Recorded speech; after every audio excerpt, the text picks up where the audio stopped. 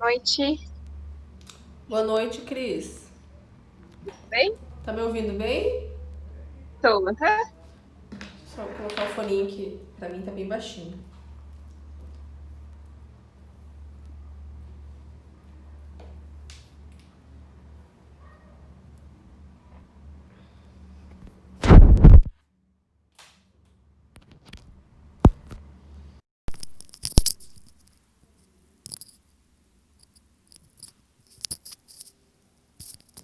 Pode repetir, Cris? Só pra ver se agora o som melhorou? Oi? Ah, tá ótimo. Não, só pra ver se agora o som estava bom. Tá ótimo agora. Ah, tá. Então tá bom. Obrigada. Nada.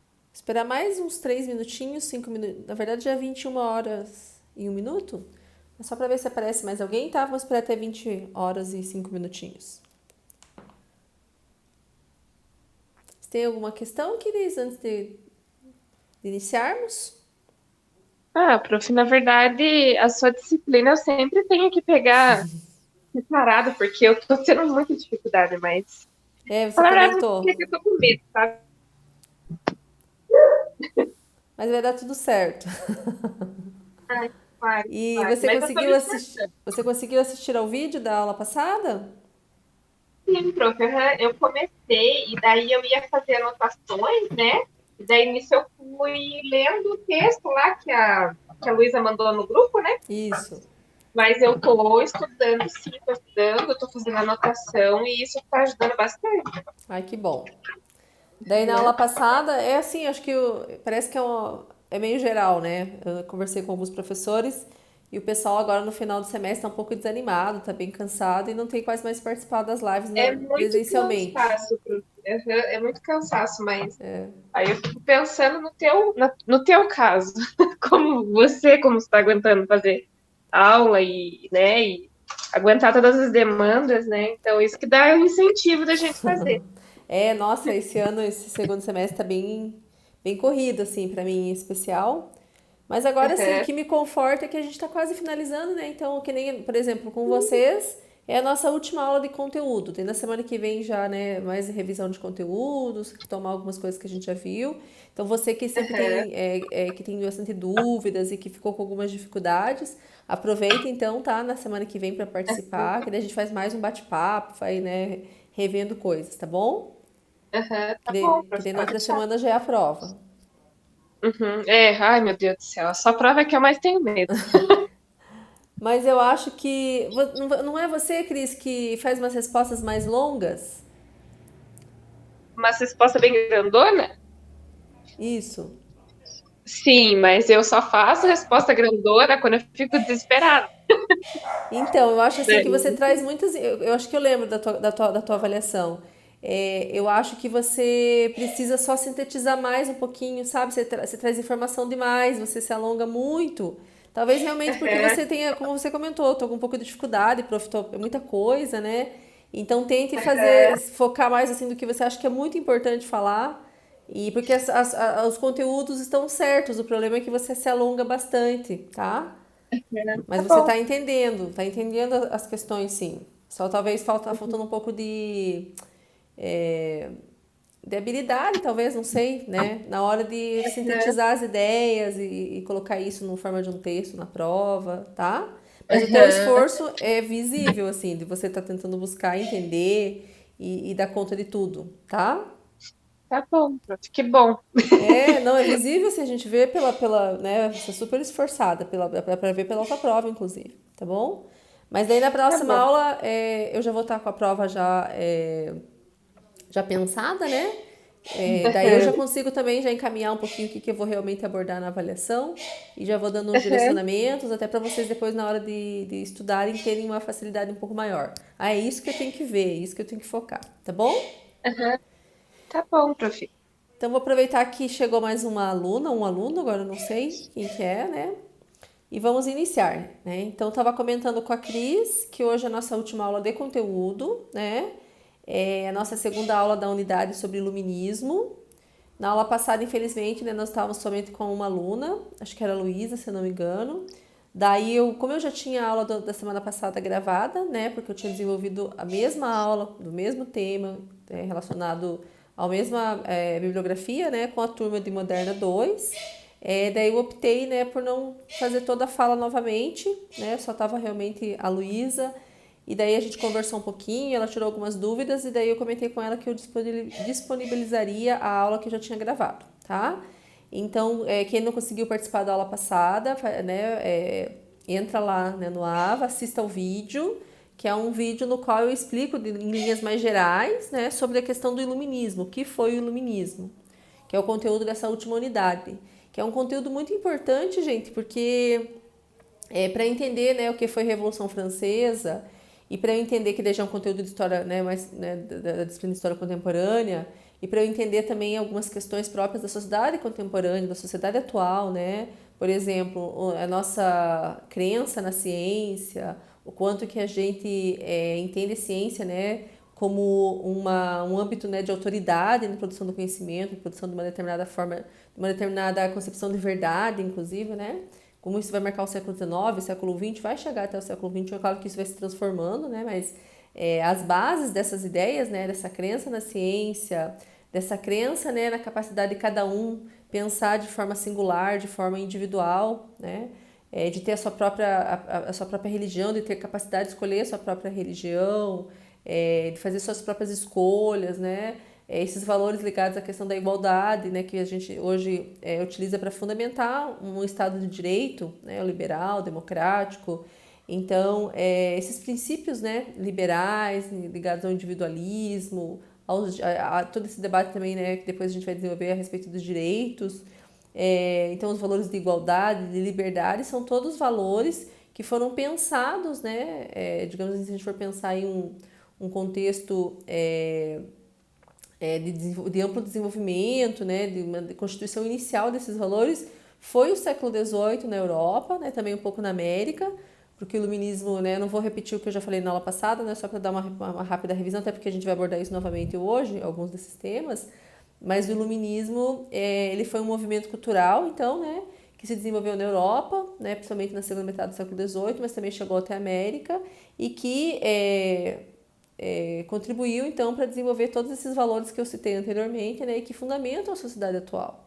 Então, muito do que a gente entende hoje, né, nossas visões de mundo, né, nossas formas de estar, de ser e estar no mundo, foram desenvolvidos inicialmente dentro do movimento iluminista, tá? Então, por isso que esse é um conteúdo tão importante.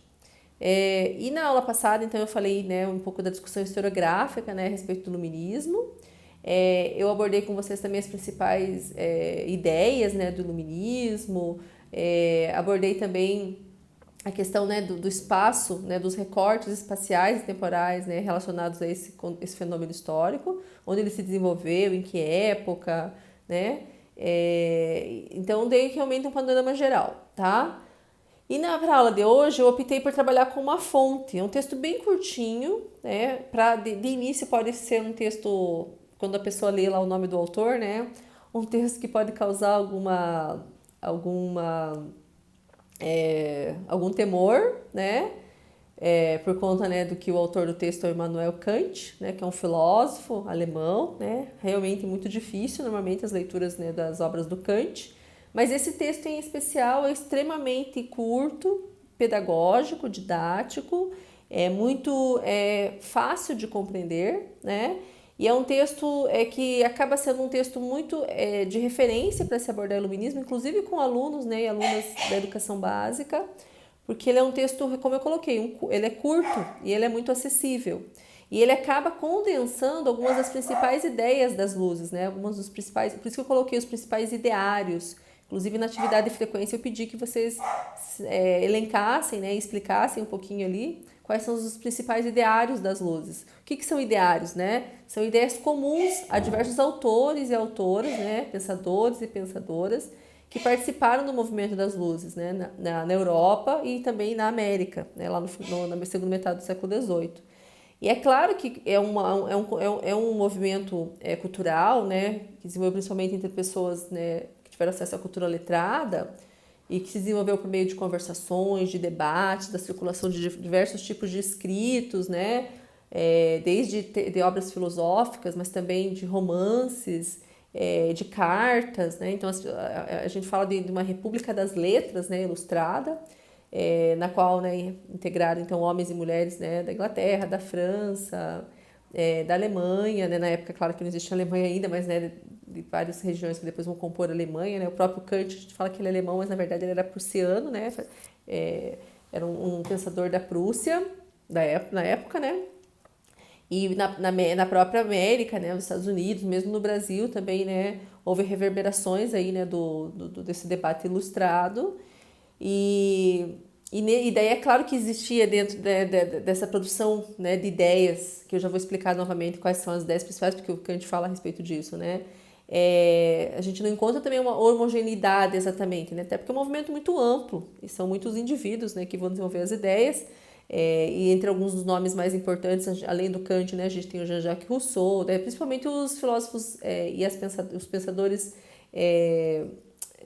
franceses, né, até porque há uma tradição de estudo sobre o iluminismo que sempre focou, né, o iluminismo francês. Eu falei disso a respeito disso, né, na live passada. Então a gente conhece muito principalmente esses pensadores franceses como Jean-Jacques Rousseau, Voltaire, né, D'Alembert, Diderot, Montesquieu. Então a gente conhece principalmente esses autores que depois, quando a gente está na escola, lá na educação básica, nós os conhecemos como os enciclopedistas, né? Mas o iluminismo vai muito além dessa meia dúzia de pensadores franceses. É isso que eu tentei abordar na aula passada. E mesmo entre esses pensadores franceses, né, há muita dissonância ainda de ideias, né, de abordagens dentro das suas obras.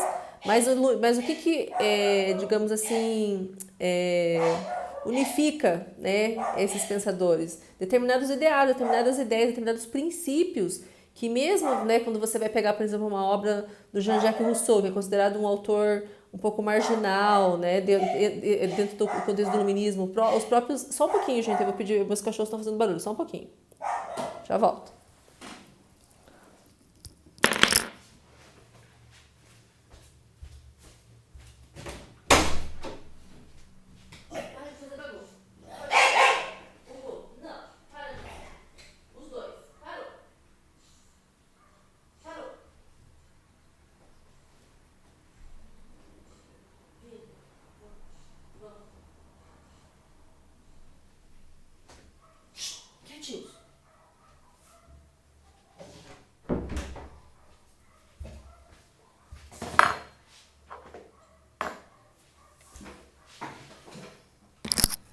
Aí, agora eles vão ficar quietos. Falei que ia levar eles pro banho, porque a única coisa que eles têm medo é de tomar banho.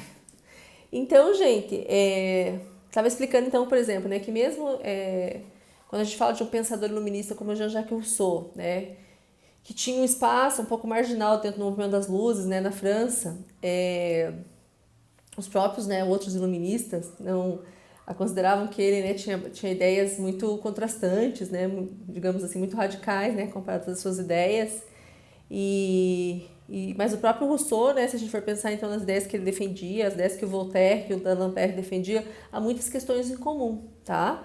Então, mesmo assim, aqueles que tinham muitas diferenças, né, em relação às críticas sociais que eles formularam na época, né, porque uma das principais, já começando a falar agora, né, do iluminismo em si, uma das principais características do iluminismo é a crítica social que ele empreende à sociedade aristocrática, né, ao absolutismo e aos princípios dessa sociedade, né? Se a gente for pensar o que fundamenta uma sociedade aristocrática e absolutista na modernidade, né? Principalmente princípios vinculados às visões religiosas da realidade, né? Como que a própria igreja ainda, principalmente a igreja católica, né? Mas não só católica, mas principalmente a igreja católica, ainda é utilizada para fundamentar a ideia de que existem hierarquias de nascimento, né? De privilégios de nascimento, que o mundo tem que ser dividido entre nobres e plebeus, né? Que cada um tem seu papel na sociedade, que o rei governa por direito divino, né? Então, o quanto que a religião ainda é utilizada para fundamentar essa estrutura social, e o iluminismo acaba sendo um movimento crítico, né, em relação a essa ideia, né? E o iluminismo traz muito a ideia, então, que a gente tem que começar a pensar de uma forma mais humana, né, de valorizar a perspectiva humana, a ação humana, que é um pouco aí, né, uma certa... são herdeiros, de certa forma, né, do próprio Renascimento, né, desse movimento que a gente inicia com o Renascimento e da continuidade aí com a Revolução Científica do Pensamento no século XVII e que a gente tem depois aí esse contexto das luzes, né? Como eles mesmos se entendiam como pessoas que estavam vivendo numa época esclarecida, né? Ou de esclarecimento, né? Que ainda não tinha chegado numa época esclarecimento, uma época das luzes por conta da valorização da razão, né? O quanto que estavam valorizando a razão humana, a capacidade de cada pessoa pensar por si só, né? E não ficar sob a tutela de outrem, né? Ou principalmente da religião, né? Então é também uma abordagem bastante secular, de crítica às visões, aos princípios, à autoridade religiosa, tá? E muito crítica àquela estrutura social, mas assim, ao mesmo tempo, não no nível da Revolução Francesa, porque a Revolução Francesa vai querer romper com aquela realidade social, né? O iluminismo ele é um pouco mais reformador, apesar dele dar base depois, né, pro que os homens e mulheres da Revolução Francesa vão ali reivindicar, tá bom?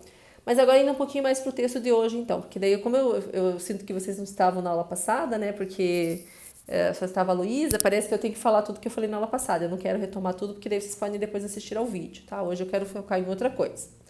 Então, eu estava explicando para vocês que esse texto do Kant é bem curtinho, mas ele acaba trazendo, então, os principais ideários das luzes, ideias comuns a diversos autores, autoras, pensadores, pensadoras, né, homens e mulheres de letras, que participaram do iluminismo, de alguma maneira, né? Que produziram algum escrito, que leram essas ideias, que trocaram cartas, que escreveram romances, que escreveram tratados políticos, tratados filosóficos, né?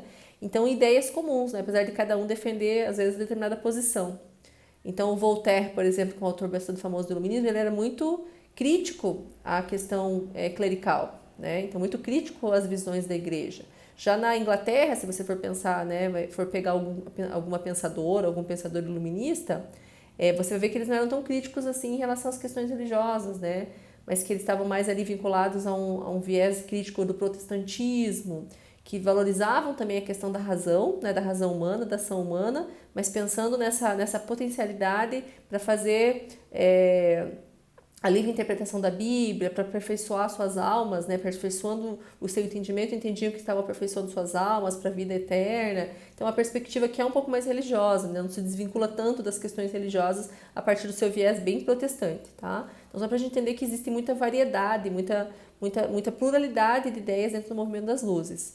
E o Kant, né, gente, ele escreve esse texto, por que esse texto é tão didático, né, ele é tão palatável? Porque o Kant escreve esse texto, diferente dos outros ensaios e tratados que ele escreveu, que são bem áridos, né? São filosóficos e são muito amplos, né? Muito longos e que é difícil de entender o que ele está querendo dizer, inclusive. Nesse textinho aqui, que é bem curtinho, ele escreve esse texto para um periódico da época, né? O que é um periódico? Né? Como se fosse um jornal, que esse é um outro tipo de escrito que foi utilizado amplamente aí no século XVIII, né, na segunda metade do século XVIII, para disseminar essas ideias das luzes, né? O movimento iluminista é principalmente um movimento letrado, de troca de ideias, né, de leituras, de textos, de escritos, e os periódicos foram amplamente utilizados. E conseguiam chegar, né, a pessoas mais comuns, né, que às vezes não eram homens e mulheres de letras, mas que sabiam ler, né, eram das classes médias, das classes aristocráticas, até das classes mais pobres também, tá? Então, conseguiram ter acesso também, muitas vezes, a esse debate. E daí o Kant escreve esse texto, né? E a pergunta do texto já é a questão mais importante, né? Porque, como que é o título do texto, né? Resposta à pergunta, o que é esclarecimento? Então, o que é iluminismo? Né? Então, Kant escreve para um público mais amplo, né? Um texto bem didático, bem curtinho, tentando explicar para as pessoas daquela época o que é o iluminismo, né? Porque eu já falei disso na aula passada, mas assim, em cada país, né, essa palavra iluminismo ela vai tendo a sua tradução, né? E como eu comentei também já na live passada, as pessoas da época tinham essa autoconsciência, que viviam numa era iluminada, numa época de esclarecimento, né? Numa época de ampla crítica, de muita liberdade para estudar, para pensar as coisas racionalmente, né? Uma época, então, de que os seres humanos estavam, né? Muito... como é que eu podia explicar? Que as pessoas, né, estavam tendo maior liberdade para pensar o mundo, né, e conseguindo se libertar da autoridade, né, da autoridade vigente até naquele momento, né, porque vocês devem lembrar, né, gente, que muitos homens, por exemplo, né, que depois a gente vai falar que são esses homens do início dessa ciência moderna, né? Giordano Bruno, por exemplo, né? Outros, que vão ser perseguidos, que vão ser queimados na fogueira, né? Pela igreja, inclusive. Depois lembrem da Inquisição, do papel da Inquisição, né? Proibindo a leitura de livros, né? Constituindo índex. Então é toda uma perseguição ao livre pensamento, a perseguição às pessoas que buscavam o livre pensar, digamos assim. E esse livre pensar, quando vai se constituindo a modernidade, já muito vinculado a esse viés racional, de pensar de forma racional, né, de forma secular, de tentar pensar o mundo fora, né, dessa perspectiva da religião, né, desse conhecimento sobrenatural, divino, né, mas começar a pensar a partir da observação, do pensamento racional, da experiência, de experimentos, de um método. Como é que vai se constituindo essa forma que a gente chama de moderna, né, de pensar o mundo e de produzir uma determinada verdade sobre esse mundo, tá? Então, o Kant escreve esse texto para explicar, porque essa é uma questão de uma autoconsciência, né, de muitas pessoas da época, de muitos grupos sociais, que eles viviam, sim, numa época de esclarecimento. Então, estava dizendo que em cada país, em cada região, essa palavra tomava, né, o formato dentro daquela língua. Então, por exemplo, né, em Portugal, né, na língua portuguesa, essa palavra iluminismo a gente fala como esclarecimento, né, por isso que a gente fala o movimento, o movimento, né, da ilustração ou esclarecimento, né. Em inglês é enlightenment, né, que é iluminismo. Em francês é lumière, né? E em alemão está escrito aqui no texto, eu não sei pronunciar, né? Alpflanger, uma coisa assim que quer dizer iluminismo. Então, só para a gente ter essa noção bacana também que são vários países envolvidos. E o Kant tenta explicar o que é isso, né? E o texto é bem tranquilo. Então, o que é o esclarecimento para o Kant? Né? Depois eu vou falar de quais são os principais ideários das luzes, que são comuns a vários autores, né? E de várias nacionalidades, inclusive, tá, gente? Então, o esclarecimento para o Kant é a saída do homem da sua minoridade.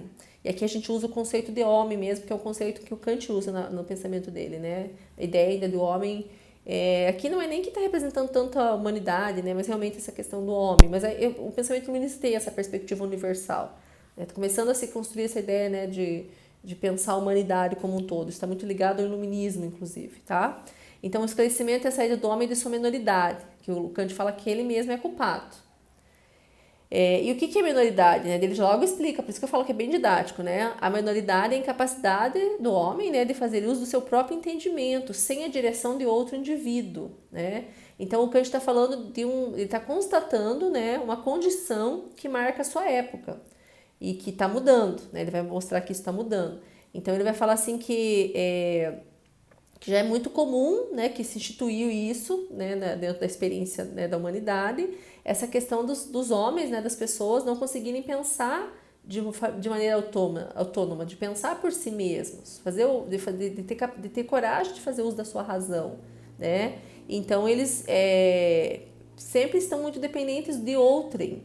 Então, muito dependentes, né, da opinião, por exemplo, né, do médico, do pastor, né, ou do padre, de alguma autoridade política, do monarca, por exemplo. Então, o quanto que as pessoas não conseguem pensar por si só. E ele fala que isso é culpa do próprio homem, né? Porque é falta de coragem, é preguiça, é covardia, é uma coisa que já se instituiu. E se a gente for pensar, né, o Kant não está errado, né? Mesmo que se a gente for pensar para a nossa época, porque muitas pessoas, né, porque dá muito trabalho desenvolver autonomia no pensar. Porque o que se exige para desenvolver autonomia no pensar, né, gente? Aqui o Kant não fala disso, mas isso está presente no pensamento iluminista de forma muito ampla. A gente precisa se preparar, a gente precisa se educar. O iluminismo valoriza muito a questão da educação. Os autores e as autoras entendem que para você conseguir pensar por si só, né, para você sair de uma condição de heteronomia e chegar na condição de autonomia, né, quando a fonte da autoridade, né, do poder, digamos, de pensar vem de si mesmo, precisa-se da educação, né? Então, e não é um processo fácil, né, gente? É um processo muito difícil, né? A gente se educar, entender diversos debates, diversas questões para a gente conseguir ter uma opinião a respeito daquilo.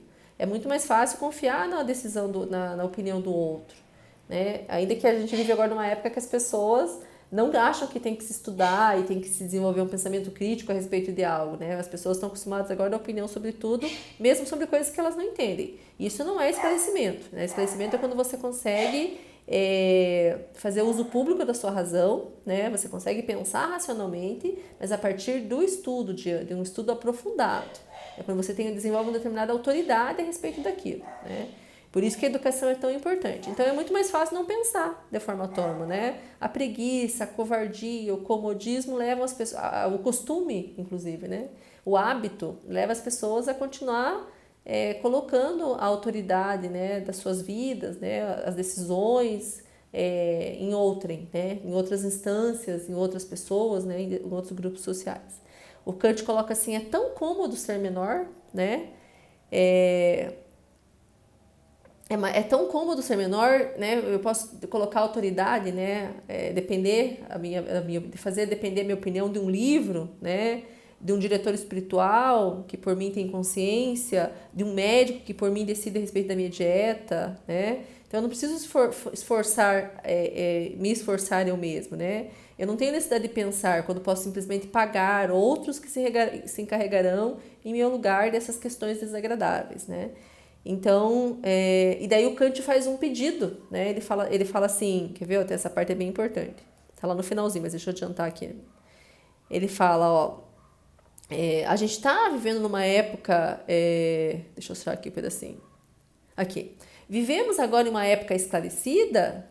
A resposta será não, né? Então, não é uma época assim que ele entende que já se desenvolveu a questão, né, da capacidade humana de pensar de forma autônoma, que todo mundo se desenvolveu essa potência, né? Porque dentro do iluminismo, né, gente, para os pensadores e pensadoras iluministas, pensar de forma racional e pensar de forma autônoma, né, individualmente, ter a capacidade de dar a sua opinião, é uma questão de que tem uma potência humana, né? Então, todo mundo nasce com essa capacidade, porque todo mundo tem a razão, né? Nasce com a razão que foi implementada por Deus, na época ele tinha essa visão ainda, que a razão é implementada no ser humano por Deus. Mas nem todo mundo desenvolvia. E até pouco tempo, né, a sociedade, inclusive, inibia isso, né? E no século XVIII ainda se inibia essa capacidade, né? Não era tão livre assim. Vários desses pensadores e pensadoras das luzes foram perseguidos também. Esses livros, muitas das suas obras foram proibidas, né? Porque eram obras críticas, obras que transgrediam, né, os valores, né, as convenções vigentes naquela época. E muitos tiveram que, inclusive, viver em outros países, né? Então também houve perseguição. Mas já existia, né? Pelo menos essa consciência estava se desenvolvendo, né? Dentro das pessoas que participaram do iluminismo. Então ele fala assim que eles não viviam numa época já esclarecida. Não se chegou no nível que todo mundo tinha liberdade para pensar e tinha esse anseio e conseguia desenvolver isso, né? Mas ele falava assim que eles viviam numa época de esclarecimento. Estavam nesse processo. Então eu tenho uma certa consciência histórica aí também, né? De entender que tem um processo de pensamento autônomo por parte da humanidade, porque ele fala, essa questão do pensamento racional é uma questão individual e é uma questão também humana, social. Então que todo mundo tem que desenvolver essa capacidade, né? E os iluministas entendiam, né, que quanto mais as pessoas desenvolvessem essa capacidade, inclusive como sociedade, mais a humanidade ia se desenvolver, ia progredir. É a crença na razão. É a crença na capacidade humana, né? No seu auge aí, no contexto da modernidade. Algo que começa já no Renascimento, né? Então ele fala que eles viviam numa época de esclarecimento, até porque o Kant, agora entendendo um pouquinho o contexto histórico dele, ele vivia na Prússia. E a Prússia, na época, era governada pelo Frederico II. E dentro da Prússia a gente desenvolveu, né, no que a gente depois vai classificar como despotismo esclarecido. O que é despotismo esclarecido, né? É um modelo de governo, claro, ainda ligado, né, fundamentado nessa ideia, né, de um poder monárquico, né, absolutista, que é o modelo, né, que está em voga, né, vocês viram que isso com o Fábio, né, essa Constituição do Estado Moderno Absolutista, mas o Frederico II, ele já não é um déspota absolutista exatamente, ele é um déspota esclarecido, porque ele é um déspota, ele é um monarca absolutista, mas ele acredita em muitos princípios das luzes, muitos princípios iluministas, né, então é um monarca que acredita na importância de promover a cultura, a educação entre a população. É um monarca que acredita na liberdade, né, individual de cada um. Então, é um monarca que permitiu, né, que na época, a liberdade religiosa, religiosa, a questão da tolerância, né, a diversos tipos de religião, que é algo bastante revolucionário para a época, né? Lembrem como que a Europa, ao longo da modernidade, vários países, né, sempre foram marcados por conflitos religiosos, por perseguições religiosas, né, que foi um dos problemas muito vigentes aí, né, muito urgentes ao longo de toda a modernidade. Como que a modernidade foi muito marcada por guerras religiosas, né, em vários países, tá, e perseguições também.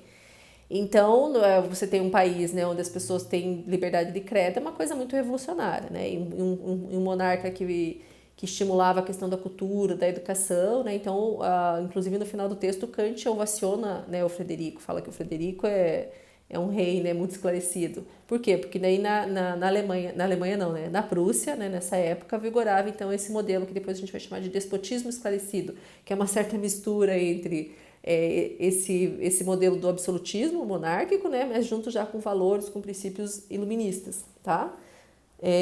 Até porque muitos iluministas, né, gente, na época, eles viveram antes da Revolução Francesa. Então, eles não entendiam, não tinham ainda no seu horizonte de expectativas essa ideia de uma revolução, de construir uma nova sociedade, né, romper com essa ideia de monarquia, construir uma sociedade a partir de valores, né, democráticos, republicanos, né, na época da Revolução, de valores republicanos, porque isso é uma construção depois da Revolução Francesa, né? Então, dentro desse contexto do iluminismo, aí, porque eles viveram ainda na década de 70, 60, né? 1770, 1760, quando eles estavam escrevendo, e tem uma segunda geração de iluministas, mas no finalzinho do século XVIII, né? Que é a época que eu estudo nas minhas pesquisas, que é a década de 80, 90, né? Já próximo ali da Revolução Francesa, inclusive, até um pouquinho depois.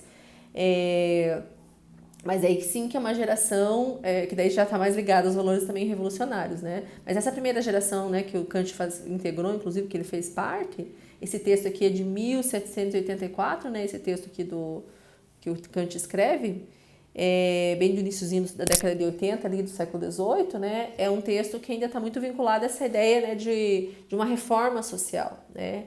Eles não entendiam assim que era possível, por exemplo, romper com a monarquia, com uma sociedade que tem, né, esse tipo de organização política, mas que tem que ser reformada, que tem que ser um despotismo esclarecido, né? Então eles tinham um pouco essas ideias ali. Outros tipos de ideias vão ser desenvolvidas mais no contexto da Revolução Francesa, tá?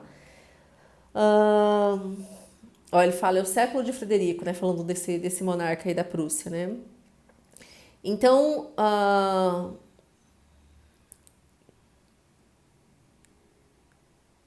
ele faz, né, ele clama, então, né, por meio desse texto, né, ele clama, não, desculpa, ele pede, né, para o público que está lendo o texto, né, que se esclareça, né, ou seja, que estude, que pense por si só, né, olha, ele coloca assim, que o público se esclareça, né, a si mesmo, é perfeitamente possível encontrar-se alguns indivíduos capazes de pensamento próprio, né, e que daí esses indivíduos que começam esse processo, que já estava em voga, na verdade, esse processo, espalharão ao redor de si o espírito de uma avaliação racional, né, do próprio valor e da vocação de cada homem pensar por si mesmo. Então ele está, né, pedindo, ele está ali, né, convidando as pessoas a passarem por esse processo, que é um processo que ele entendia que era social. E não só ele, né, outros pensadores também, que em algum momento a humanidade toda ia passar por esse processo, né? Então ele fala, para este esclarecimento, porém nada mais se diz senão liberdade, né?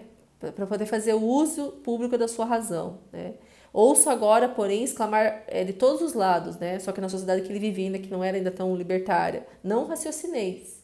Então, assim, ao longo do texto a gente vai percebendo quais são, então, esses ideários iluministas, né? Que eu comentei, então, que são princípios, valores, né? Comuns a vários autores ilustrados, né? E autoras ilustradas, ou iluministas, né? Às vezes eu uso a palavra esclarecimento, às vezes ilustração, às vezes iluminismo, tá? Ou às vezes das luzes, né? Tanto que o século XVIII, como foi o século no qual se desenvolveu o movimento iluminista, é considerado e conhecido como o século das luzes, né? Então, primeira questão é a valorização da razão, né? Da razão humana. Então, esse é um dos princípios do iluminismo, tá? A defesa intransigente, a defesa, né? Todos os autores do iluminismo e as autoras, todos defendem a questão da razão humana, tá? Todos estão defendendo a capacidade humana de pensar, tá? Um outro princípio importante, né? Essa questão desse pensamento crítico, tá? Então, a capacidade que a gente tem de pensar, de entender o mundo à nossa volta, né? E de construir esse mundo a partir de uma base mais racional. Porque os iluministas entendiam, até porque eles eram herdeiros aí, né, do que a gente pode falar aí da constituição de um pensamento mais matemático, a partir do Isaac Newton, né? Quando o Isaac Newton vai lá e desenvolve aquela teoria, né, da gravitação universal, quando ele demonstra que todo o universo é racional, tem leis lógicas que regem o funcionamento de todo o universo, inclusive, né, do planeta Terra, que o universo, daí, a partir dessa perspectiva, deixa de ser compensado como algo que está além do humano, né, como uma coisa ininteligível, como uma coisa divina, que só Deus conseguia decifrar. Então, a partir do avanço desse pensamento, desse modelo matemático, dedutivo, né, que se desenvolve a partir do Isaac Newton, por exemplo, principalmente a partir do Isaac Newton, mas do Galileu Galilei, Francis Bacon, esses autores do século XVI, do século XVII, né, que são muito influentes do século XVIII ainda, começa a se entender que o mundo pode ser entendido, né, e dá para entender as suas leis, e que é como se tivesse uma identidade, né, que fosse ali comum entre a realidade e o ser humano. Então, a realidade é racional, né, ela pode ser entendida matematicamente, existem leis que regem, e para os iluministas, para as pessoas da modernidade, não tinha diferença entre o natural e o social. Para eles era tudo a mesma coisa. Então, as mesmas leis que regiam a natureza regiam a sociedade, tá? Então, quanto mais os seres humanos... E daí, enquanto a natureza é racional, os seres humanos também têm a capacidade de pensar esse racional. Tem essa potência de entender essa racionalidade, de entender essa lógica, né?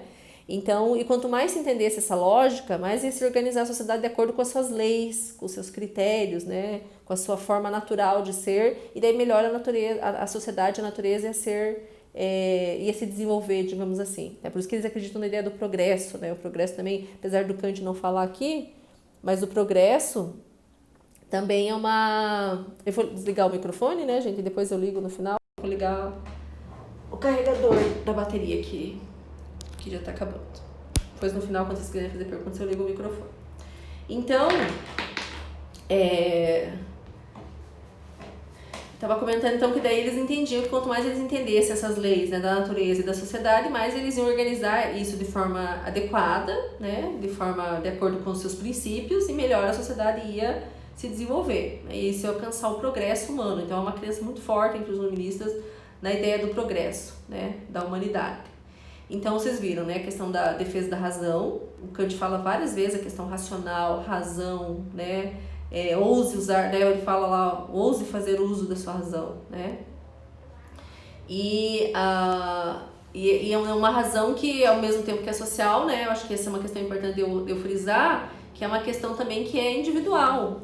Aí também tem influência de um outro pensador, só que daí esse também inglês, né, porque o Isaac Newton é um pensador inglês, e outro pensador inglês que inclusive vocês estudaram com o Fábio, né, quando foram ver a discussão sobre teoria política ou sobre a constituição do Estado moderno, né, que é o John Locke, porque é um dos pensadores que aí no século XVII defende a questão do que a gente chama de empirismo, né, ou da ideia de que a formação das ideias vem da experiência, provém da experiência, né, e a partir do momento que você começa, né, a defender que a formação das ideias provém da experiência, você se torna uma pessoa que defende a questão individual, né? Então, quer dizer, se cada um, para formar suas ideias, tem que ter a partir da experiência de cada um, essas ideias são subjetivas, são individuais de cada pessoa, né? Então, o John Locke também contribui para esse movimento das luzes, porque também ele defende, né, que não existe uma autoridade que está além de cada indivíduo, né? Que a capacidade de falar como o mundo né, de entender o mundo é uma potência que tem dentro de cada pessoa, que é por meio da razão, né? O John Locke defende a questão da razão humana também. Então é a razão que é a base, né, da compreensão do mundo, e é uma coisa que é individual, que cada um de nós tem, e é uma coisa que é pensada dentro do iluminismo como uma coisa universal, tá? Então por isso que aqui o Kant está falando o tempo inteiro falando a respeito disso, né? Ouse pensar, faça uso do seu entendimento, né? Ouse entender o mundo à sua volta, tá? Faça uso público da razão. O que é uso público da razão, né? O uso público da razão é você desenvolver, né, um ponto de vista crítico a partir de estudo, né, tem que estudar, não é aquela questão aqui no século XVIII de educação formal, mas de se esclarecer, de ler, de debater, inclusive, e fazer uso público é trazer a tua opinião para o público, né, para o debate público, tá? Então, você expor a tua opinião para uma plateia, né, por meio da escrita de um livro, da publicação de uma obra, né, de um escrito, de um periódico, né? Então você fazer uso público da razão, porque o que também está implícito nesse texto do Kant, né? Que quanto mais pessoas se esclarecessem, mais pessoas ousassem expor publicamente as suas opiniões racionais, né? Porque eles entendiam que apesar de... olha que interessante isso, gente, isso é uma certa... meio confuso, mas para vocês entenderem, né? Uma certa contradição do iluminismo, porque tudo é muito contraditório sempre, né? Porque são questões de experiências humanas. Não tem lógica exatamente, né?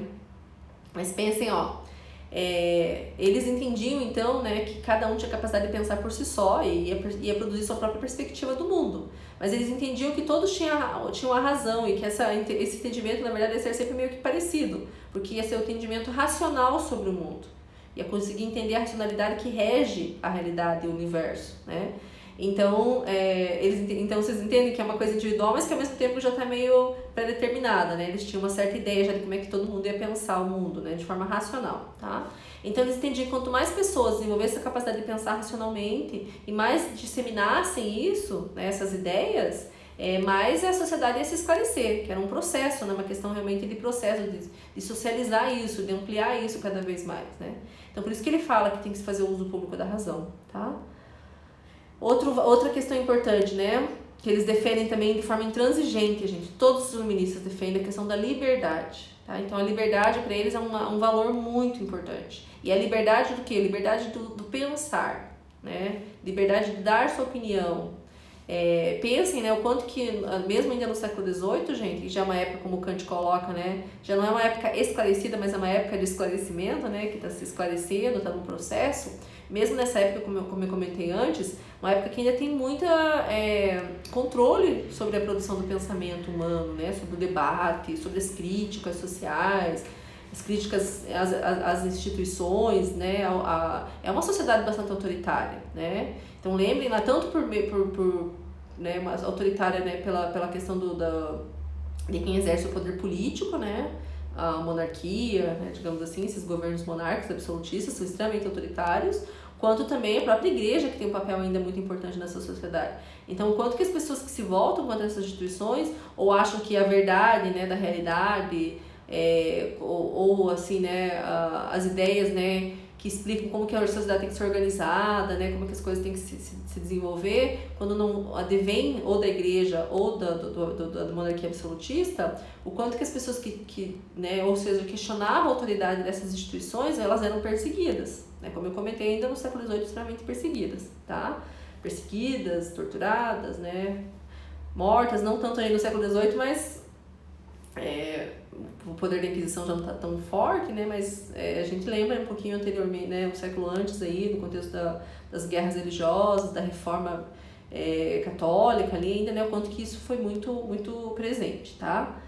Então, eles defendem muito a questão da liberdade, que eles estão já, de certa forma, conquistando, e que é um processo, né, que eles entendem que vai se ampliar cada vez mais. Então, liberdade no pensar, tá? E liberdade não só no pensar, né, gente? É liberdade religiosa também. Porque por que acaba nessa ideia da liberdade religiosa, né, de cada um poder escolher a sua própria religião, seu próprio credo? Como é que ela está vinculada ao iluminismo, né? Por causa dessa defesa do iluminismo, do individualismo. Então, como os iluministas, né, entendiam que a compreensão do mundo, as escolhas de cada um, né, em relação ao mundo, elas eram desenvolvidas individualmente a partir do pensamento racional de cada um, né, da capacidade de cada um de pensar, de desenvolver a sua racionalidade, né, por meio de estudo, inclusive como eu comentei, as escolhas, né, para dentro do pensamento das luzes, né, elas tinham que vir de cada indivíduo. Então ninguém tinha o direito de falar como eu tinha que me comportar. Eu que tinha que descobrir isso ao desenvolver a minha racionalidade. Então, eu que tinha que desenvolver, por exemplo, a minha escolha em matéria religiosa também, né? Porque eu que tinha essa capacidade. Então, o iluminismo, gente, ele é muito interessante porque ele traz isso que é muito revolucionário para a época, né? E depois vai dar as bases para a própria Revolução Francesa. Que não tem nenhuma autoridade que está além do indivíduo, né? Que está acima do indivíduo. A autoridade vem de cada um de nós. A autoridade que no sentido assim... de onde vem a verdade, de onde vem a capacidade de falar como as coisas têm que ser, como é que elas têm que ser organizadas, né? De como é que eu tenho que me comportar, no que eu tenho que crer. Lembrem, gente, que esses estados absolutistas, eles têm uma religião do Estado, geralmente é o catolicismo, né? E que essa religião é imposta a toda a população. Então, o iluminismo também vai fazer uma crítica a essa ideia, né, de que o Estado tem que impor a religião de cada um, né, das pessoas, né, dos súditos daquele reino. Então, os iluministas vão falar, não, ninguém tem que impor. Cada um tem a capacidade de escolher sua própria, né, fazer suas próprias escolhas em matéria de religião. Porque a autoridade provém de cada indivíduo, da sua capacidade de pensar, de raciocinar individualmente. Né, porque Deus implementou a razão em cada um de nós, tá? Que isso eles entenderam que é uma questão universal. Inclusive as mulheres, né? Só que depois daí eles vão inventando caminhos, né, para tirar essa autoridade das mulheres, dessa capacidade das mulheres. Porque daí, por exemplo, dentro do pensamento das luzes, tem vários desses autores, né? E autoras também, que daí defendem a capacidade das mulheres de pensar, mas que elas também têm racionalidade, né? Porque é um pensamento que se fundamenta no princípio da universalidade. Vale para todos, tá? Mas daí as mulheres também são racionais, mas a racionalidade delas é menor. É uma racionalidade que é muito, como eles colocavam na época, né? Muito influenciada pela imaginação, né? Pela sexualidade, né? Na época vigorava, né, gente, aí na Europa, o que a gente chama de teoria do útero dominador. Então eles achavam que na mulher o útero é que dominava tudo, né? Então o útero fazia ela desenvolver uma imaginação desenfreada, ele não deixava desenvolver a sua racionalidade. Então, assim, a mulher também tinha racionalidade, mas várias questões influenciavam e faziam com que ela não desenvolvesse essa racionalidade de forma efetiva, e dela acabava daí, né, claro, sendo desenvolvida aquela ideia de que as mulheres são dependentes, né, que elas não conseguem pensar por si só, então elas precisam só estar sob a tutela dos homens, né, primeiro dos pais, né, dos irmãos mais velhos, né, dos homens da família, e depois sob a tutela do marido. Então a mulher nunca chega a ter a maioridade. Nessa época as mulheres não tinham direito de ter a autonomia civil, inclusive, né, a independência civil, porque elas sempre viviam sob a tutela de alguém, eram eternas crianças. E essa ideia também da gente chegar a uma certa época da nossa vida, né, a gente, tanto homens quanto mulheres, estou falando agora, né, e da gente ter a possibilidade de ter autonomia, né, de tomar nossas próprias decisões, quando a gente chega, digamos, à maioridade, é uma ideia que está vinculada a esse pensamento das luzes, né? Que é uma época que a razão já já amadureceu, está maturada já, né? A gente teve tempo já de se educar, de entender o mundo, desenvolver nossa racionalidade, então a gente tem a capacidade de ter a maioridade, tá? E daí a gente já tem autonomia, né? Porque vem essa ideia, não precisamos mais da tutela dos pais, né? Para tomar as decisões por nós, tá? Mas daí, no caso, nessa época, para as mulheres, né? Daí vai se encontrando caminhos ali para legitimar o lugar social das mulheres na época, que era um lugar de controle, né, marcado pela ideia de inferioridade e pela tutela masculina mesmo, né, então pelo domínio dos homens sobre as mulheres, tá?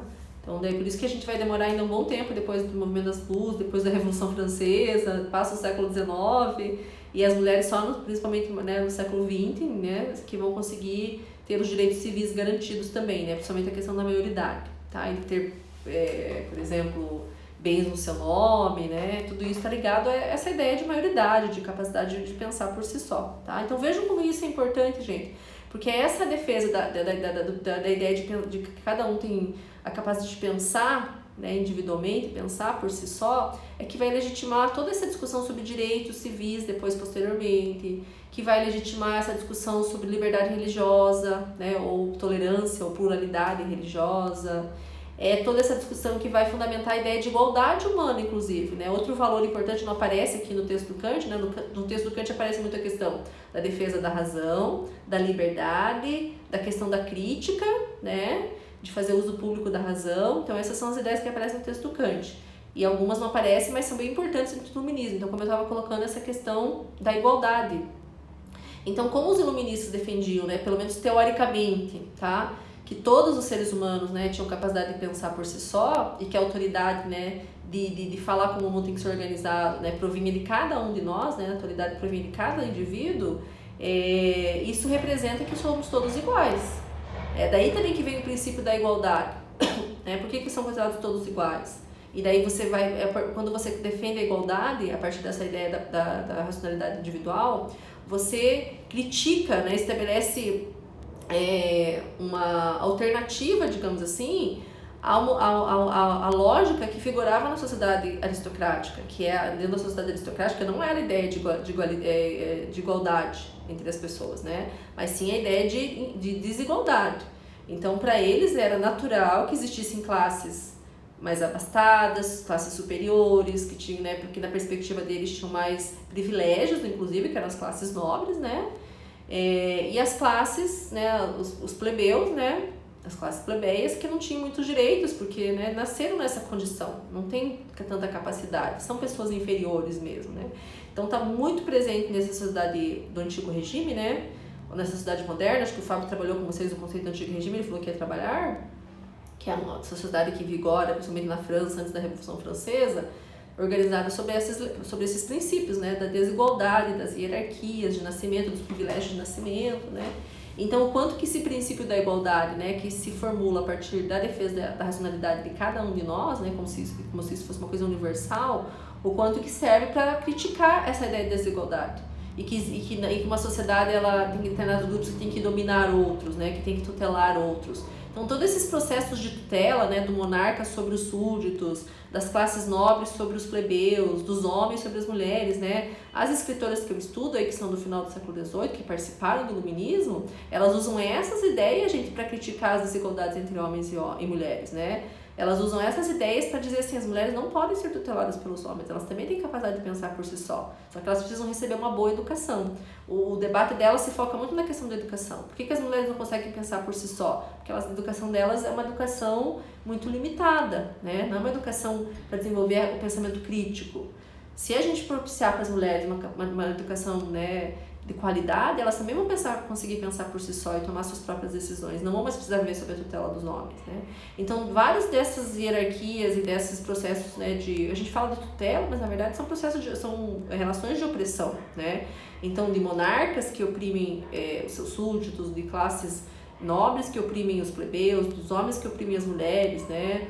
Dos povos colonizadores que oprimem, né, os povos que foram escravizados, por exemplo, né, que também a própria ideia da escravidão se pauta na ideia de desigualdade, né, como que os brancos, os europeus são civilizados e os outros povos não têm alma porque não acreditam em Deus. Toda essa discussão, né, que a gente tem dentro dessas ideias, esses princípios, que acabam construindo a ideia de desigualdade entre os povos, desigualdade entre os homens e mulheres, desigualdade entre as classes sociais. Então, esse pensamento do iluminismo, né, quando ele defende a capacidade de cada um de julgar o mundo a partir da sua perspectiva, a partir da sua própria racionalidade, né? Cada um de nós defende o princípio da igualdade, e o princípio da igualdade é revolucionário.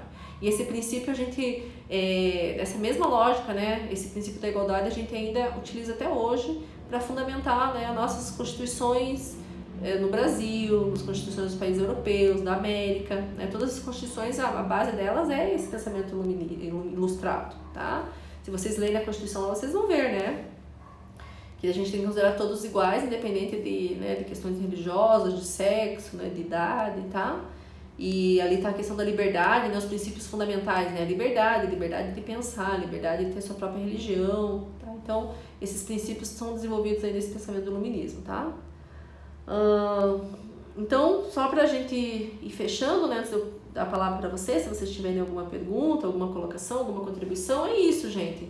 Então, por meio de um texto muito curto, muito didático, muito acessível, o Kant acaba, né, ajudando a gente a entender um pouco, né, o que foi esse iluminismo, né, quais são as principais ideias que marcaram esse movimento do iluminismo, o que é, afinal de contas, o iluminismo. É interessante porque ele mesmo pergunta o que é o iluminismo, né? O que é o esclarecimento, quando a gente traduz para o português, o que é o iluminismo?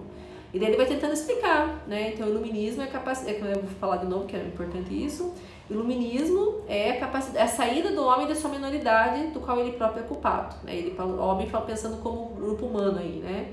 Então, e a minoridade, gente, é quando você não faz uso do seu próprio entendimento, né? Sem a direção de outro indivíduo, de alguma instituição, né, ou de algum outro grupo social, tá? Então, por isso que o Kant, né, vocês percebem então que essa questão de entender que vive numa época, né, de iluminação, e para eles, né, para muitos desses autores, iluminação no sentido de iluminar a razão humana, né, de valorizar a razão, o pensamento a partir de uma perspectiva racional e humana, é uma questão de autoconsciência da época, tá? Não é a gente que olha para aquele contexto, nós historiadores e historiadoras, e projetamos naquela época uma certa explicação, né? O que eles estavam querendo, o que eles pensavam mais ou menos. Eles que se entendiam dessa forma, tá? Então, por isso que o Kant daí acaba, né, trazendo essas ideias, essa defesa da liberdade de pensar, essa defesa, né, de fazer uso público da razão, essa demanda, né, esse convite, né, que todos pensem por si só, ouse fazer uso da sua razão, né, ele coloca lá, ouse fazer uso público da sua razão, né, ou utilize sua razão em todas as questões de consciência moral, né, então a gente vai percebendo ali como é que ele vai trazendo essas ideias, tá bom? Acho que era isso, gente. E daí também uma questão importante, né, que eu não falei. Então, agora foi só falar os valores, tá? Os ideários, na verdade. Razão humana, defesa da razão humana, defesa intransigente da racionalidade, né? A questão da liberdade, né? Liberdade no pensar, tá? Liberdade de pensar de forma autônoma, tá? A questão, né, da valorização da educação, né? Que a gente precisa se educar para poder pensar, a gente precisa desenvolver nossa racionalidade para daí poder fazer uso dela, tá? Uma coisa também, a gente nasce com a potência, mas tem que ser desenvolvida por meio da educação, tá? Essa questão que ele coloca, gente, de quanto mais pessoas fazerem uso público da sua razão, mais isso vai se disseminar.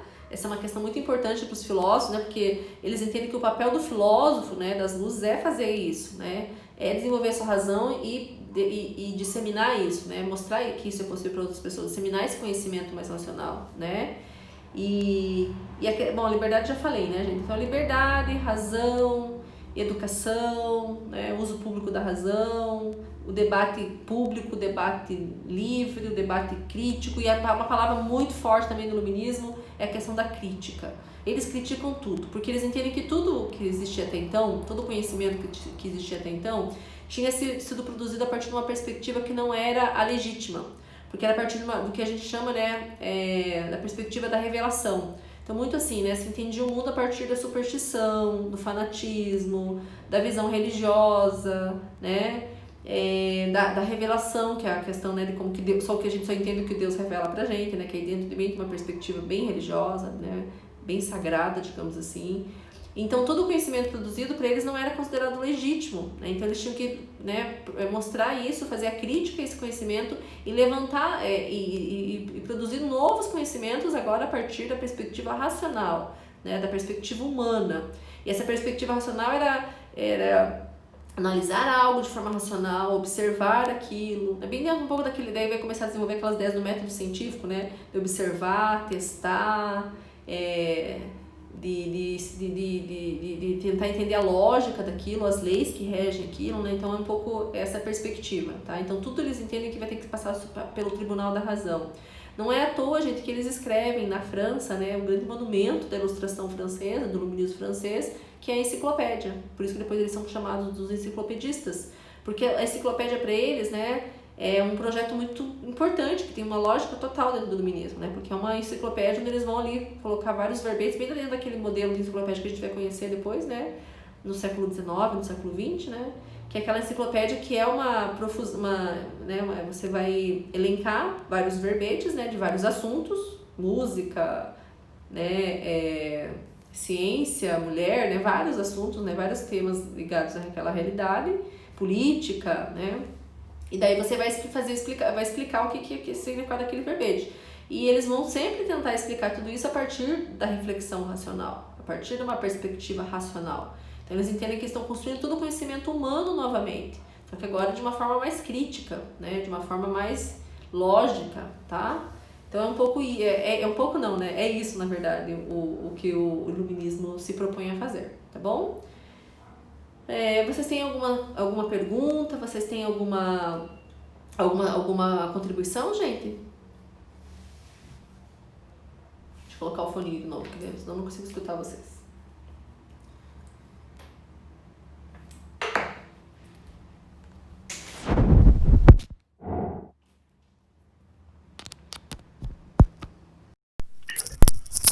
Não, tranquilo.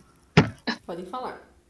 Se alguém quiser falar. Eu só queria fazer um comentário mesmo. Eu gostei pra caramba desse texto do Kant. Eu achei que esclareceu muitas dúvidas, muitas. Achei super didático, assim, de trabalhar comigo mesmo. Gostei bastante. Ah, que bom, Cris. Você sabe que eu li esse texto também quando estava na graduação e na disciplina de História Moderna 2, né?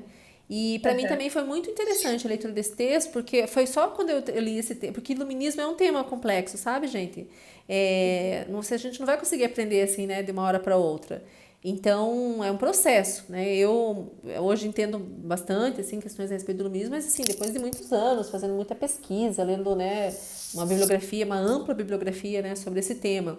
Mas eu lembro que na época da graduação eu fiquei com muitas dúvidas, né, dificuldade realmente de compreender, até porque quando eu estudei essa disciplina na disciplina de História Moderna 2, a professora, né, na época, ela sugeriu pra gente, né, sugeriu não, né, que era também leitura obrigatória, é a leitura de uns dois capítulos de um livro que é um clássico dentro do iluminismo, né, até falei a respeito disso na live anterior, que é o livro A Filosofia do Iluminismo, do Ernest Cassirer, que é um pensador, né, alemão. E, gente, era muito difícil de entender, eu não conseguia entender, né? Eu já fui mais generosa com vocês, tá? Eu pedi que vocês lessem um livrinho, né? Eu sei que é um livrinho todo, mas, assim, ele é muito introdutório, muito didático também, dá um panorama bem bacana para vocês sobre o iluminismo, que é o livrinho que eu deixei para dar referente à aula passada.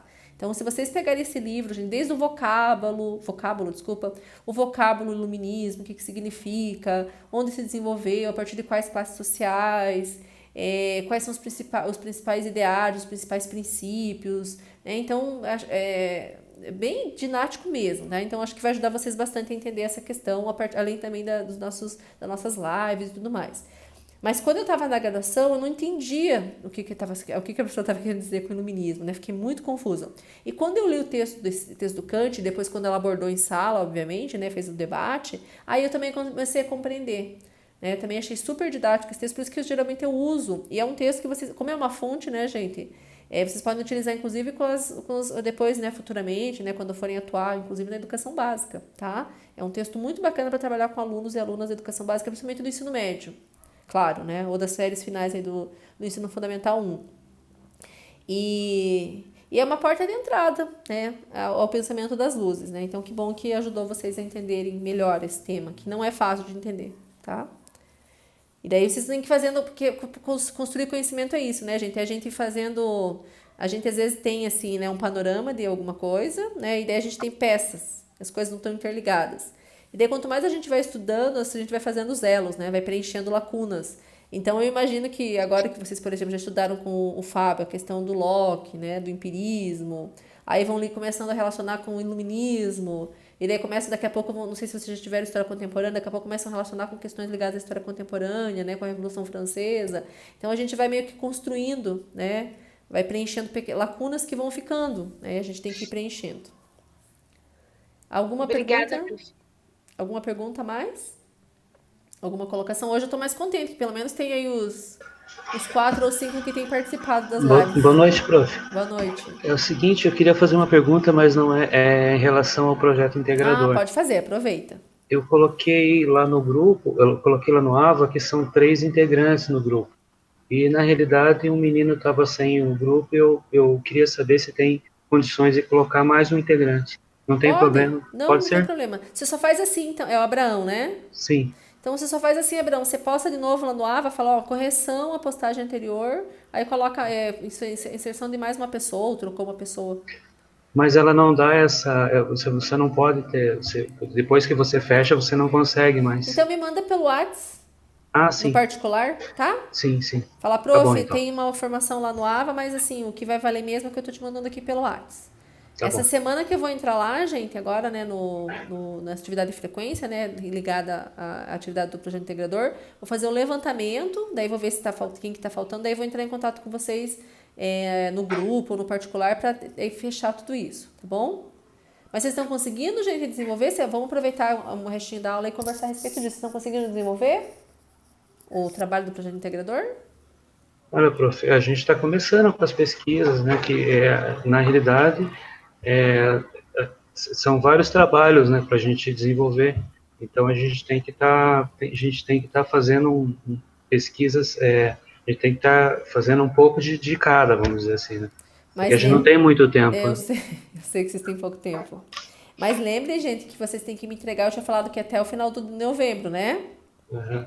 Então, ali, eu vou dar uma data direitinho, Mas é porque a gente tem essa semana, aí na verdade semana que vem já é a última semana do mês, não, né? Tem mais 2 ainda?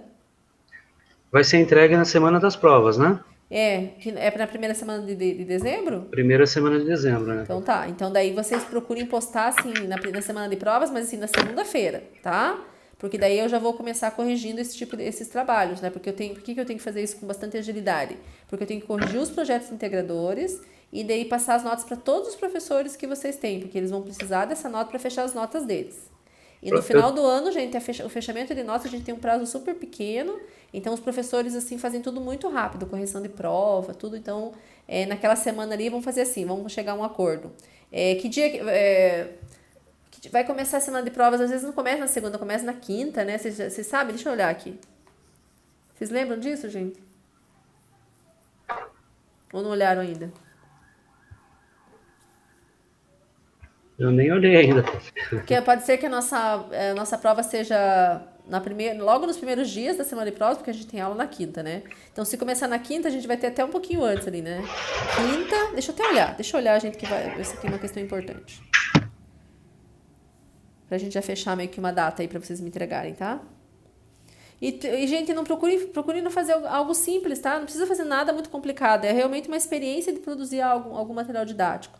E dei uma olhada, tem bastante. Hoje mesmo eu estava fazendo pesquisa na internet, porque eu estou dando aula no curso de especialização, e eu estou abordando, né, sobre ensino de história, produção de material didático, que são temas que eu domino tranquilamente. Só que eu tenho uma certa dificuldade porque é sobre história antiga e medieval, que são temas que realmente, né, não são muito da minha praia, digamos assim, né? Eu trabalho bastante com história moderna. E daí eu tava procurando artigos, né, lendo, né, pra me preparando e tudo mais pra aula, e eu encontrei muito material que fala sobre o uso de jogos, inclusive de jogo de tabuleiro na internet, dentro da história antiga, dentro da história medieval. Então dei uma procurada na internet até pra vocês terem, se às vezes, não tive uma ideia, ainda não consegui me inspirar, ainda que agora já não dá muito tempo também pra se inspirar, né, mas procurem material na internet pra você, e são artigos, são 15 páginas, 18 páginas, coisa que a gente lê muito rapidinho, você pega ali em uma horinha e você lê. Então, dê uma olhadinha lá para vocês terem Então, prof, ideias. sobre o plano de aula, né? A gente vai ter que fazer um plano de aula em cima do conteúdo, né? É isso, né? Não, na verdade, vocês têm que produzir só um material didático pedagógico. Vocês não precisam fazer um plano de aula. A não ser que vocês optem por fazer um capítulo de um livro, por exemplo. Né? Daí tem que abordar o conteúdo.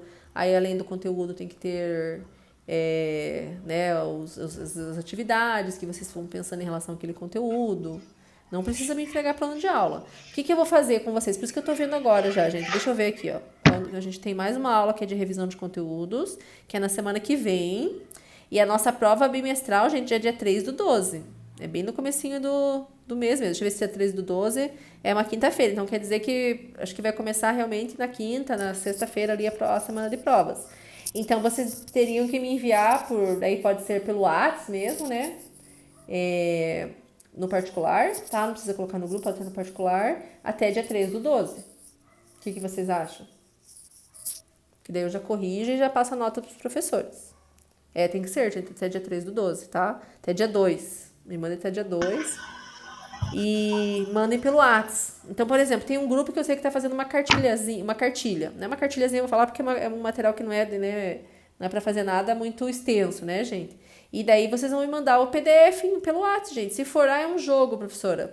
Vão lá e tirem as fotos do jogo, né? Mostrem vocês lá segurando o jogo e me mandem a foto e me mandem uma explicação. É um jogo sobre tal conteúdo histórico, né? E vocês tinham que colocar lá, na verdade, no nosso AVA, algumas informações para eu saber mais ou menos o que vocês estão produzindo. Aí quando chegar para mim, eu já vou saber. Se eu ficar com dúvidas, eu vou entrar em contato com vocês. Fala, gente, vocês me mandaram, mas eu não entendi o material de vocês. Então, preciso que vocês me expliquem o que é isso, que conteúdo que está abordando, tá? É possível que na semana que vem, gente, que a gente vai ter revisão, que eu coloque mais uma atividade no AVA, então, lá na atividade de frequência, que é relacionada ao projeto integrador, tá? Eu vou ver o que vocês já me enviaram de informação. Se eu ficar com dúvidas, eu vou colocar em mais alguma postagem. Se eu achar que não, já entendi mais ou menos o que cada grupo vai me enviar. Aí, quando vocês me enviarem os PDFs, né, pode ser um PDF com fotos, né, do jogo que vocês produziram. E se eu ficar com dúvidas, eu vou e entro em contato com vocês. Falo, né, eu faço uma ligação, uma mensagem, alguma coisa. Falo, gente, eu não entendi o que é o que vocês me enviaram. Vocês podem me explicar melhor? Podem me enviar mais fotos, né? Vamos fazer uma videochamada para vocês me mostrarem, tá? porque a gente, na verdade, não separou exatamente uma aula para isso. E eu sei que vocês não vão estar com esses materiais prontos para a próxima aula, que já é aula de revisão de conteúdos. O ideal seria que na semana que vem, até vamos fazer esse combinado. Quem conseguir terminar, se alguém conseguir terminar, porque não foi o combinado inicial, tá? Então eu não vou cobrar de vocês. Mas se algum grupo já tiver com o material pronto, pode apresentar na próxima aula para mim já. Daí a gente faz a revisão de conteúdos, né? Depois fica com o pessoal só que vai apresentar esse material, tá? Daí vocês me apresentam na aula, ou podem me enviar, né, pelo WhatsApp, daí na aula eu só tiro minhas dúvidas, tá? Mas na aula que vem era o ideal, na verdade, vocês me apresentarem na aula que vem, mas eu sei que vocês não vão estar com esse material pronto, né? Ainda vocês vão querer mais tempo, né? Porque eu percebi que está muito em processo ainda toda essa construção. Mas vamos aproveitar a aula que vem, então, gente, que é a revisão de conteúdos, que a gente faz geralmente muito mais rapidamente, e aproveitar para tirar dúvidas. Então, quem não conseguiu, quem, né, não conseguiu ainda terminar, está com dúvidas, precisa de ajuda, aproveite na aula que vem. E eu estou disponível também para ajudar vocês pelo WhatsApp. Tem alguns grupos que estão me mandando perguntas, que estão pedindo sugestões, eu tenho conversado com alguns grupos. Então, aproveitem também e me consultem no WhatsApp, está no particular, gente. Prof, a gente pensou nisso, tá certo, é isso mesmo que você tá adequado. Vão aproveitando, tá, gente? Vocês têm ainda essa semana e semana que vem para terminar, tá? Então aproveitem. E na outra semana vocês têm segunda, terça e quarta, e na quinta-feira, que é o dia da nossa prova, aí tem que estar me mandando pelo WhatsApp, tem que ter me enviado pelo WhatsApp, tá bom? Tá bom, prof. É que ficou No meio caso do... Pode falar. No caso do meu grupo, prof, a gente está falando sobre os reinos sudaneses, né? A gente está quase finalizando o trabalho, só falta eu e a Bianca, que eu acho que ela tá aqui. Só falta a gente criar como se fosse uma atividade divertida, sabe? A Ariadne, ela cuidou da parte do design, sabe? Ela foi super caprichosa, eu acho que você vai gostar bastante. A gente trabalhou com o bonequinho e com o desenho já para não cometer o erro da aparência, né? Porque a gente não sabe, né, realmente como que era a vestimenta, né, a altura, né? Porque pelas variedades na África, você tem diversos povos com características diferentes, né? Então a gente trabalhou com o uso de bonecos, a Ariadne arrasou, ela fez super bonitinho. Que bom. E daí a gente tá quase terminando. Daí logo a gente conversa e manda para você daí. Isso, então quem estiver terminando, gente, daí quiser me enviando, porque Deus já assim, chegou para mim, eu vou olhar, e daí se eu ficar com dúvidas eu vou mandar para vocês, né? E inclusive vou dar um feedback, claro que tem que ter um feedback, senão também não tem sentido esse processo, não é só nota pela nota. Então vou falar, né, vou dar um feedback do que ficou bacana, do que às vezes vocês tinham que repensar, tá? Então eu vou, e já estou definindo agora, gente, eu vou colocar mais uma atividade lá no AVA, né, para semana que vem, também sobre o projeto integrador, tá? Talvez para vocês contarem um pouquinho, né, como é que está sendo o processo de produção do material, que dificuldades que estão tendo, quanto que já caminharam, né, para falar um pouquinho também da experiência, até, né, para eu entender um pouco também, né, como é que está sendo, como é que tá acontecendo. Aí depois, quando vocês me enviarem, daí para cada grupo, né, porque daí alguém vai me enviar. Aí eu dou o feedback para essa pessoa, e se tiver perguntas, faço para essa pessoa, e depois essa pessoa passa para o grupo, tá? Daí, pra gente ter também eu acho importante, né? Falar, ficou muito bacana, vocês tiveram cuidado com a questão de estereótipos, da construção da imagem, dos textos, de referenciar, tá? Então, como eu falei, claro que vocês não vão produzir um material, gente, pelo tempo que vocês tiverem, até porque foi uma coisa que não teve tanta orientação também, vocês tiveram que fazer, né, em paralelo à disciplina, né, não é uma disciplina que vocês tiveram aula, né, para a produção do material didático, mas eu acho, então, como eu estava colocando, precisa ser algo perfeito, eu não estou esperando algo perfeito, eu estou esperando, assim, que vocês tivessem uma primeira experiência, uma tentativa na produção do material didático. Aí, quando eu for dar meu feedback, né, eu vou apontar as questões que eu vejo ali que são incoerências, questões que vocês precisam melhorar, mas não é que isso vai afetar a nota, né? Eu vou ter um olhar bem crítico para dar o feedback, mas a nota, gente, é muito assim, né? Pelo processo, pelo que vocês conseguiram produzir, né? Claro, né? Quanto mais a gente percebe também, né? A dedicação, o esforço, o planejamento de vocês na hora que vocês forem entregar, tá bom? Mas eu vou ser bem criteriosa para dar o feedback, até para ajudar vocês no crescimento de vocês, né? Nessa questão. Mas a nota, ela vai ser mais relativa, tá? Claro que, né, um trabalho muito bom vai ganhar uma nota maior do que um trabalho que não ficou tão bacana, né? Que não teve tanto planejamento, tanta dedicação, tá bom? Mas não fiquem tão preocupados, vocês vão ver que que eu não vou também ser rigorosa, né? Nossa, eu vou dar 0 para esse trabalho. Não, isso não vai acontecer, tá, gente? Realmente é uma primeira experiência de vocês, tá? Então eu vou ser assim até generosa, não fiquem preocupados. Só não vão mandar algo lá que vocês fizeram num dia antes, tá, gente? Porque daí também não dá, né? Sentou lá um dia antes, fez alguma coisa, porque a gente percebe isso. A gente percebe quando teve planejamento, quando teve tempo mesmo, né, de produção, tá? De pensar aquilo, de amadurecer, tá bom? E a nota de vocês também vai estar vinculada, gente, ao que eu vou ver no AVA. Então, é o que vocês colocaram lá já no que eu pedi, né? No conteúdo, nas escolhas que vocês fizeram, nas referências ali que eu solicitei, que vocês já apontassem. E depois, agora na semana que vem, eu vou colocar mais uma atividade no AVA relacionada também ao projeto integrador, que daí vai valer nota para o projeto integrador, tá bom? É isso então, pessoal. Então, prof, o nosso tema é trovadorismo na Idade Média, né? Ó, Então, legal. a gente achou bastante coisa, assim, é um tema bem rico, a gente achou muita coisa mesmo. Vocês já estão Eu acho que vocês estão no tá processo da legal. pesquisa, então, mas vocês conseguiram pensar o que vocês vão produzir? Não, a gente tá com bastante material e esse final de semana a gente vai colocar isso em prática. Tá. Então vejam, você falou em plano de aula, né? Daí, em lugar às vezes de ser um plano de aula, pensa em fazer um capítulozinho, né, de um livro, por exemplo. Não precisa ser nada muito longo. Que tem Se esse não, conteúdo, ele tem algumas atividades ligadas a esse conteúdo, tá? se não dessa forma ficou mais fácil. Isso, tá bom? E daí, né, vejam logo o que vocês conseguem fazer, tá bom? Tem ainda um tempinho, acho que ainda é possível fazer. Quem já fez a pesquisa, já escolheu o tema, já fez algumas leituras, né? Já está encaminhado, dá tempo de fazer algo ainda. Só o problema é que às vezes não conseguiu ainda nem definir o tema, o recorte, né, a história que vai abordar, ok? Então, semana que vem eu aguardo vocês, gente, para a nossa revisão de conteúdos, tá? Daí a gente vai rever um pouco tudo que a gente já, né, os principais pontos que a gente viu de cada conteúdo, principalmente eu já vou enfocando o que eu vou realmente cobrar na prova, e daí conversamos um pouco mais sobre os projetos integradores, ok? Bom descanso para todos e todas. Obrigada, prof. Tchau. Tchau, tchau.